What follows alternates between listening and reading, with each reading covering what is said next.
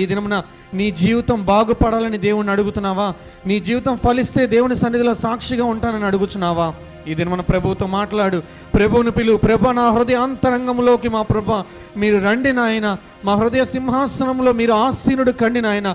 నిత్యము నిన్ను స్తుతించే కృపను, ధన్యతను, అట్టి భాగ్యాన్ని మాకు దయచేయండి నాయన. ఇదిగో ప్రార్థన ద్వారా ఎన్నో అద్భుతాలు, ఆరాధన ద్వారా ఎన్నో అద్భుతాలను మనం చూస్తూనే ఉన్నాం.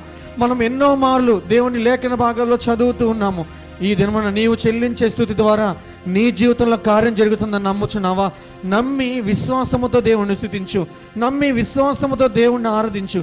గొప్ప కార్యాలు చేయగలిగినటువంటి శక్తిమంతుడైన, నిన్న నేడు నిరంతరము ఏకరీతిగా ఉన్న దేవుడు, మరణం వరకు నీకు తోడుగా ఉంటానని వాగ్దానము చేస్తున్న దేవుడు, నమ్మదగిన దేవుడు, తప్పక నీకు ప్రతిఫలం ఇచ్చే దేవుడు. ఆ దేవుణ్ణి దినమును పిలుస్తావా? ఆ దేవుణ్ణి నీ హృదయంలోనికి ఆహ్వానిస్తావా? ఆత్మతో సత్యముతో నేను ఆరాధిస్తానయ్యా.